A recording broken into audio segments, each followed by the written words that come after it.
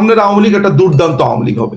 আমার মতো অসংখ্য তরুণ, শিক্ষিত, এডুকেটেড, সংবেদনশীল, প্রগতিশীল, তারা এখন সব আওয়ামী লীগের রাস্তাতে আছে এবং এই দেশকে এন্ড অফ দ্য ডেতে এরকম একটা সিচুয়েশন থেকে উদ্ধার আওয়ামী লীগই করবে এবং সেটা সাধারণ জনতা যারা আছে আমরা সবাই মিলেই এই আওয়ামী লীগকে আজকে নেতৃত্বের মধ্যে এটা উদ্ধার করবে, এটা নিশ্চিত থাকে।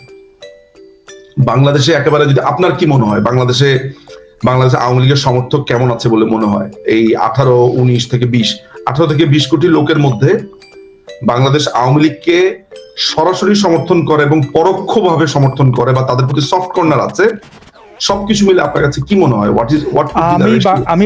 আমি বাংলাদেশে নাই, তবে বাংলাদেশে আমি অসংখ্য মানুষের সাথে কথা বলাই আমার কাজ। আমি কথা বলে যেটা মনে করেছি, বিশেষ করে একদম মাঠ পর্যায়ে কিছু জামাতের সমর্থক বেড়েছে আগের চেয়ে কিছুটা, এবং কিন্তু বুদ্ধিদীপ্ত যে মানুষরা আছেন সিভিল সোসাইটির থেকে শুরু করে বা তারা বলছেন যে এখন যদি সঠিক ইলেকশন হয় আওয়ামী লীগ ক্ষমতায় আসবে, এটা তারা বলছেন বাংলাদেশে যারা থাকছেন।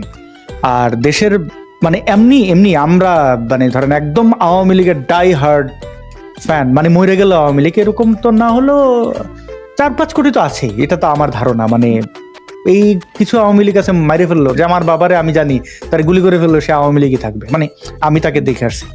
হ্যাঁ, তো শিক্ষকতা করতেন, ইলেকশনের ডিউটি থাকতো, ভোট দিতে পারতো না বলে 1 মাস তার দুঃখ থাকতো। তো যে আওয়ামী লীগের প্রতি যে অত্যাচার নির্যাতন যা হচ্ছে, বিশেষ করে 32 ভাঙা, একটা কথা আমি আপনাকে বলি, সেটা হচ্ছে যে বাংলাদেশ আওয়ামী লীগ এমন একটা দল যে তার রেসপন্সিবিলিটিটা এই কারণে একটু বেশি আসলে, যে 32 যখন ভাঙছে তখন একজন আওয়ামী লীগের হৃদয় ভাঙছে না, সাথে আসাদ নূরেরও হৃদয় ভাঙছে, অফকোর্স সাথে যিনি কবিতা আবৃত্তি করেন, যিনি আওয়ামী লীগ করেন না তারও হৃদয় ভাঙছে, যিনি নাটক থিয়েটার করেন তারও হৃদয় ভাঙছে, তিনি আওয়ামী লীগ করেন না। আওয়ামী লীগের প্লাস পয়েন্টের জায়গাটা হচ্ছে এমন যে আওয়ামী লীগ বাংলাদেশের বুকে এমন ভাবে জুড়ে আছে যে তাকে আঘাত করলে অনেকের আঘাত লাগে। আওয়ামী লীগ যখন জেতে তখন হয়তো আওয়ামী লীগ এককভাবেই জিতে, আওয়ামী লীগ যখন কষ্ট পায় তখন ওই কষ্টটা অনেকে মিলে একসাথে পায়, এবং এই কারণে আওয়ামী লীগকে কেউ কখনো হারাতে পারবে না।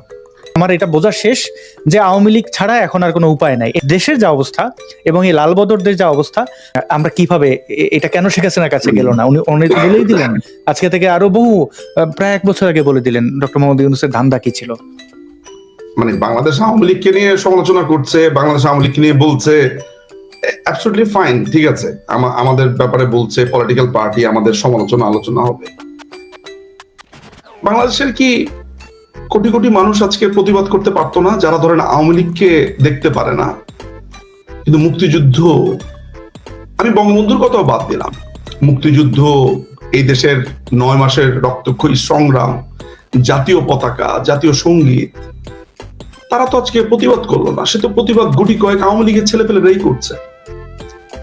তাহলে বছরের পর বছর যে আমাদেরকে বলা হয় যে আমরা মুক্তিযুদ্ধের চেতনা বেঁচে খাই, আজকে আমাদের জীবন আন্ডারগ্রাউন্ড জীবন হয়ে গেছে। আমাদের আন্ডারগ্রাউন্ডে আমরা আজকে সশস্ত্র সংগ্রাম ছাড়া আমাদের কিছু করার নেই, এমন আমি ব্যক্তিগতভাবে ভাবার পরেও আমরাই সেই মুক্তিযুদ্ধের কথা বলছি।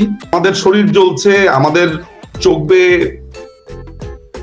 অশ্রু ঝরছে, আমাদের বুকে রক্তক্ষরণ হচ্ছে।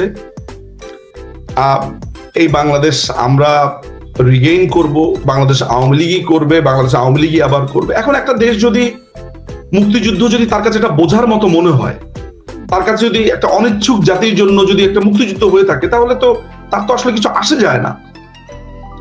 মানে এটা তো শুধু যদি আওয়ামী লীগের জন্য আসে যায় তাহলে তো এটা হলো না। আসলে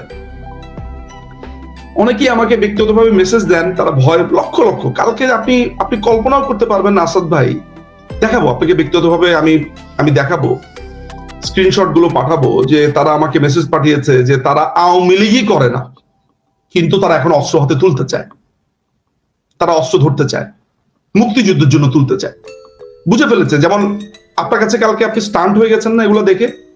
হ্যাঁ, হতভম্ব হয়েছে, জাস্ট বলে যে এটাকে বলা হচ্ছে আপনার ডামফাক বলে আর কি, যে হতভম্ব হয়ে যাওয়া।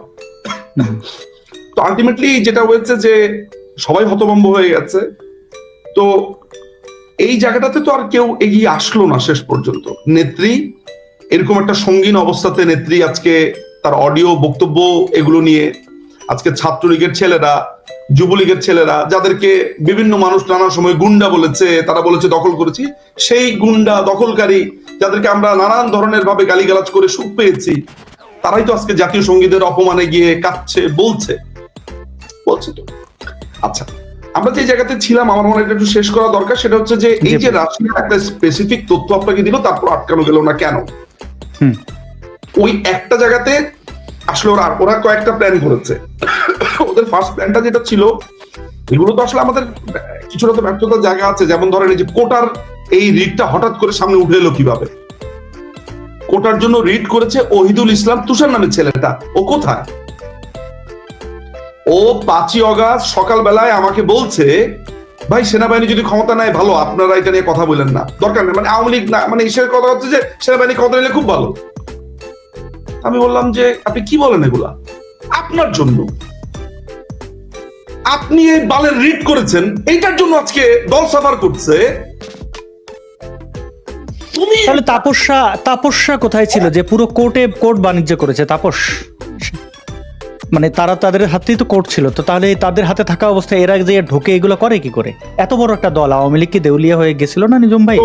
মানে আমি একটা কথা বলি, একটা উদাহরণ আমি আপনাকে দিয়ে দিই। আমি আপনাকে খুব শ্রদ্ধা করি এই জন্য, এমনকি আপনি যদি আমার চিরশত্রু হন, আমি আপনাকে কখনো অপমান করবো না কয়েকটা কারণে। আমি আপনাকে দেখি না এই পর্যন্ত কখনো কোনো নারীকে নিয়ে আপনি আক্রমণ করে বাজে কথা বলেছেন, কারো মা বোন নিয়ে করেছেন। আমি তো দেখেছি এই যে RSF এর সেলিম সামাদ কলকাতায় এসে আমার সাথে বসে একই জায়গায় বসে তিনি কি আওয়ামী লীগ বঙ্গবন্ধুর বন্দনা 32 যখন ভাঙা হলো, উনি বললেন 32 নম্বরের রোডের নাম বদলে জুলাই 36 করতে। মানে এইরকম দালাল চোখের সামনে দেখে বিশ্বাস করেন আমার এত, এই যে শহীদুল আলম ফটোগ্রাফার, আমাকে অনেকে বলেছিলাম এই ইসলামিক ব্রাদারহুডের, আমি বিশ্বাস করিনি, কারণ জেলখানায় তো তার সাথে আমার দেখা হয়েছে, আমি তো তাকে মজলুম দেখছি। ভাই আমার 1991 সালে জন্ম, আমরা আপনাদের কাছে শিশু, আমরা এই সমাজে বড় হয়েছি, আমাদের একটা থাপ্পড় দিলে ওটা মনে রাখছি। থাপ্পড়ের চেয়ে তো বড় আমার পাসপোর্ট নিয়ে নিয়েছেন, স্বাভাবিকভাবে আমি বিরোধিতাই করব। কিন্তু ভাই আমাদের তো মুক্তিযুদ্ধ থেকে আমাদের ডিটাচ করে ফেলছেন। আওয়ামী লীগ এটা করেছে, পাত্তা দেয় নাই, শত্রু বন্ধু চেনে নাই। এখন কি আপনারা চেনেন? মানে আমার মনে হয় না। দেখেন নিজম ভাই, আমি কিন্তু আশা করি না যে এখন থেকে আমি আওয়ামী লীগের পুরো অধিকার নিয়ে লড়বো, কারণ আওয়ামী লীগকে মজলুম বানাইছে এবং আওয়ামী লীগকে নিশ্চিহ্ন করার মূল কারণ হচ্ছে তারা মনে করছে, এই লালবদর বাহিনী মনে করছে মুক্তিযুদ্ধের একমাত্র বন্ধু আওয়ামী লীগ। যেহেতু মুক্তিযুদ্ধের একমাত্র বন্ধু তারা আওয়ামী লীগকে মনে করছে বলে তো আওয়ামী লীগকে ডিস্ট্রয় করছে। সেক্ষেত্রে আওয়ামী লীগের সাথে আমার ব্যক্তিগত লেনাদেনা যা থাকুক পরে, আওয়ামী লীগ আমার বন্ধু। এবার হচ্ছে কথা, এই যে আওয়ামী লীগকে নিশ্চিহ্ন করার চেষ্টা, এই যে সশস্ত্র সংগ্রামের ডাক তো তারা আগেই এসে দিয়েছে। আপনি কি বলতে পারেন যে ধরেন এই মুহূর্তে 5-6 হাজার মানুষ দেখছেন, এই যে লাখ লাখ মানুষের কাছে আপনি কি বলবেন? মানে আমরা কি করতে পারি? এখন তো অলরেডি ক্ষমতা হাত ছাড়া। আমি আরো ক্ষমা চাই যে আমি শেখ হাসিনা যখন দেশ ছেড়ে ইন্ডিয়াতে চলে গেলেন আমি খুশি হয়েছি, যদিও অনেক সেলিব্রিটিদের মতো মিছিল দেয় নাই, পালাইছে বা করছে, আমি এটা বলি নাই, কোনো অশালীন আমি কিছু করিনি, কিন্তু আমার মনে হয়েছিল ভালোই তো হয়েছে গেছে না, বা দেশে থেকে অ্যারেস্ট হইলো ভালোই তো।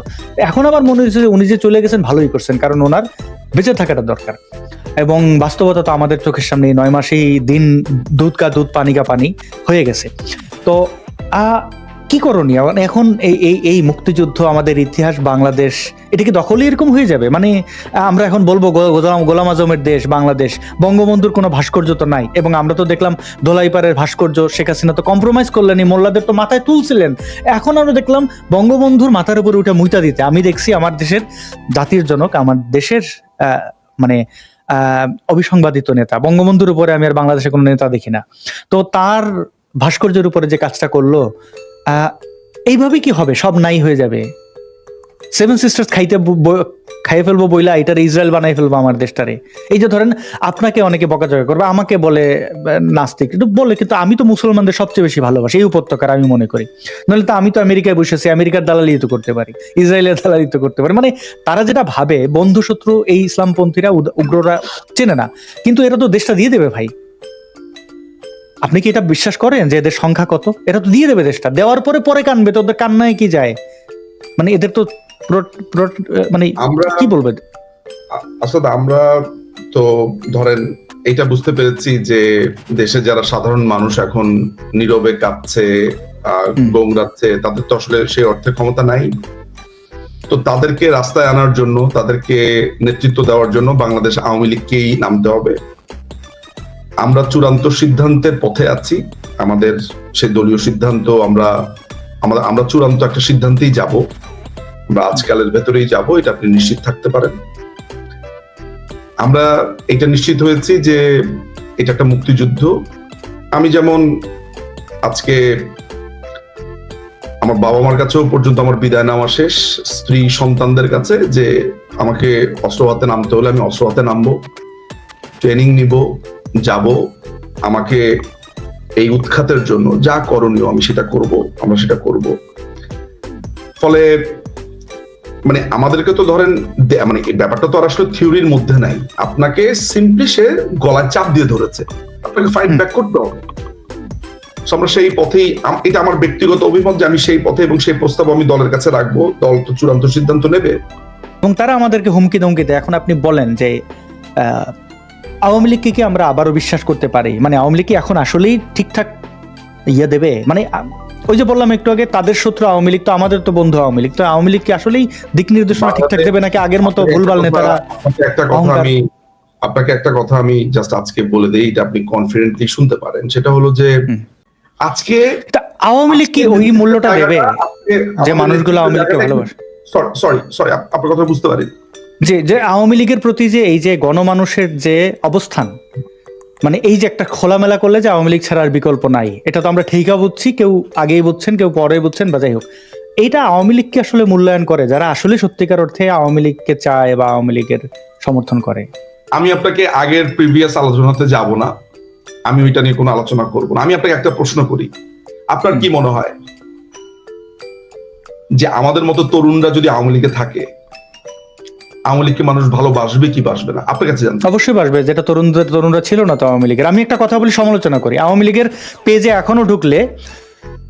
আচ্ছা নিজাম ভাই, এই যে জুলাইয়ের আন্দোলনটা হইলো, কথিত আন্দোলন, এই আন্দোলনটা যে ম্যানিপুলেটটা যে করলো মানুষে, এটা কি মিলিটারি আর ওই 2-3টা ভাড়াটে লোকরে, 2-3টা তো না, শত ওদের ট্রেনিং করে টাকা দিয়া ডলার ফলার দিয়া ক্ষমতা ফেলাই দিছে এমন না, আন্দোলনটা চাঙায় দিছে কিন্তু সোশ্যাল মিডিয়া, ফেসবুক, ইউটিউব। এখন আপনি কাউকে বলতে পারেন ও বেটা ফেসবুক চালা। আপনাকে আমি এইটার একটা জবাব দেওয়ার আগে আরেকটা বলে দিই, এরকম আমার মতো অসংখ্য তরুণ, শিক্ষিত, এডুকেটেড, সংবেদনশীল, প্রগতিশীল, তারা এখন সব আওয়ামী লীগের রাস্তাতে আছে এবং সামনের আওয়ামী লীগ একটা দুর্দান্ত আওয়ামী লীগ হবে। মনে হয় তরুণদের কথা শোনাতে হলে তো তরুণদের মনে জায়গা করে নিতে হবে, ইনফ্লুয়েন্সার লাগবে, আওয়ামী লীগের অনেক মুখ লাগবে এবং সুন্দরভাবে প্রেজেন্ট করতে হবে। সেই ব্যাপারে আওয়ামী লীগ এখনো কেন দেয় না, দৃষ্টি দেয় না? সোশ্যাল মিডিয়া আওয়ামী লীগের তো নিয়ন্ত্রণে থাকে। আমি আপনাকে আপনার দুটো প্রশ্ন ছিল, সেটা হচ্ছে যে শুধু এদেরকে টাকা কিভাবে হলো এই জিনিসটা, সেইটা আমি যদি এটা জবাব দিয়ে দিই যে বাংলাদেশ আওয়ামী লীগের একটা ব্যাপার আপনাকে আমি একটু পরিষ্কার করে দেই, যে আগে কি হয়েছে সেটা নিয়ে অনেক আলোচনা সম্ভব এবং সেটা আপনারাই সমালোচনা করবেন, করা উচিত। আপনারা যারা বলছেন, কারণ এই দোষগুলো ধরিয়ে দিলেই না আমরা বুঝতে পারবো যে কি হয়েছে। সামনের যে আওয়ামী লীগটা আসবে, এই যে তৃণমূল, তাদেরকে মূল্যায়ন করা হবে, তরুণ নেতৃত্ব উঠে আসবে। এই আওয়ামী লীগকে বাংলাদেশের মানুষ দেখতে চায়, আপনি নিশ্চিত থাকেন। নেত্রী সামনের আওয়ামী লীগটাকে একটা অনন্য আওয়ামী লীগ হিসেবে আনবেন, আপনি নিশ্চিত থাকতে পারেন। ভুল ত্রুটিও থাকবে, কিন্তু সেই আওয়ামী লীগটাকে দেখে আপনার মনে হবে এটা তো 72-এর আওয়ামী লীগ, এটা তো মুক্তিযুদ্ধের আওয়ামী লীগ। আপনি বলবেন যে আওয়ামী লীগ চেষ্টা করবে না। সমালোচনা কি হবে আসাদ ভাই জানেন? যে বিল্ডিংটা 10 তলা না হয়ে ওরকম আপনার আলোচনাটা হবে অন্য লেভেলের, কিন্তু আপনি ওইটা বলবেন না 10 তলা বিল্ডিং করতে গিয়ে নিজম মজুমদার বা অমুক হাজার কোটি টাকা চুরি করেছে, ওইটা আপনার মুখ দিয়ে বের হবে না। আপনার কাছে তখন আসবে হচ্ছে যে স্ট্রাকচারটা এমন হলে কেমন হতো, অমন হলে কেমন হতো, আপনার সমালোচনার ধরন পাল্টে যাবে। আমি আপনাকে বলছি, এই দেশটা আমাদের অনেকে বলে যে আচ্ছা আপনি আওয়ামী লীগের সমালোচনা করেন, বিএনপির করেন না। আরে তো বিএনপির কাছে তো আমার কোনো দাবিই নাই, আমি তো বিএনপির তো ওই জায়গায় নিয়েই নাই যে তার কাছে আমি এত দাবি করব। ধরেন আপনি আপনার ভাইয়ের কাছে যে দাবিটা করবেন, পাশের বাড়ির রহিমউদ্দিনে তো এই দাবিটা করবেন না। আওয়ামী লীগ মুক্তিযুদ্ধের নেতৃত্ব দানকারী দল, এই দেশের স্বাধীনতা, সার্বভৌমত্ব এবং আওয়ামী লীগের গঠনতন্ত্র বলে যে আওয়ামী লীগ সকল দল মতের মানুষকে, চিন্তার মানুষকে অ্যাকসেপ্ট করে। একজন হিন্দু ব্যক্তি আওয়ামী লীগের এমপি হবে, আওয়ামী লীগের প্রধানমন্ত্রী পর্যন্ত একজন হিন্দু ব্যক্তি হবে। কিন্তু আমরা এই তো গত 20 বছর আওয়ামী লীগকে দেখলাম একটু যে আওয়ামী লীগ হিন্দুদের দল, জামাত শিবির যে প্রোপাগান্ডা চালাইছে ওইটা থেকে নিজেকে সরানোর জন্য একটু ডানপন্থীদের টানলো। তারা বেইমানি করবে, জীবনে মরে গেলেও ভোট দেবে না আওয়ামী লীগের জানে, তারপরেও এই চেষ্টাটা করলো। এগুলো কি আমলাদের কুবুদ্ধিতে করছে নাকি আওয়ামী লীগের কোনো নির্বোধ নেতাদের বা চক্রান্তকারীদের কারণে করছে? নিজের নৌকা কেন অন্য পথে, মানে নদী পানি রেখে কেন বালির মধ্যে ঠেলা শুরু করলো নৌকা? দেখেন, একটা একটা একটা রাষ্ট্র পরিচালনার ক্ষেত্রে, মানে ধরেন আপনি আপনার এই জায়গাটা থেকে যেভাবে দেখেন, এর আগে আপনার সাথে আমি একটা প্রোগ্রামে বলেছিলাম, ঠিক 5 বছর পর আমার মনে আছে আপনার সাথে একটা বড় শো আমি করেছিলাম। একটা রাষ্ট্র পরিচালনা করবার জন্য আমি একটা সময় যখন অ্যাজ এ রাইটার, অথর জায়গা থেকে বলতাম, তখন আমি একভাবে দেখতাম। when I'm into politics and in the system, then আমি বুঝতে পারি যে this is how it works. আমাদের আমলাতান্ত্রিক জটিলতা আছে, আমাদের রাষ্ট্রীয় নানান ধরনের বিষয় আছে। একটা রাষ্ট্রে এখনো ভোট আসলে অনেক মানুষ, সব মানুষ না, অনেক মানুষ টাকার বিনিময়ে তার ভোটটা দিয়ে দেন। এখন অনেক মানুষ আছে তাকে কোরআন শরীফে হাত রেখে বলে যে আপনি এইখানে ভোট না দিলে আপনি বেহেশতে যেতে পারবেন না। সেরকম একটা দেশে আপনি যে ইউটোপিয়া চান, মানে আপনার চাওয়াটা utopian, which I fully understand. একটা কথা মাথায় রাখবেন যে ইউটোপিয়া একটা কল্পনারই জগৎ এন্ড অফ দ্য ডেতে।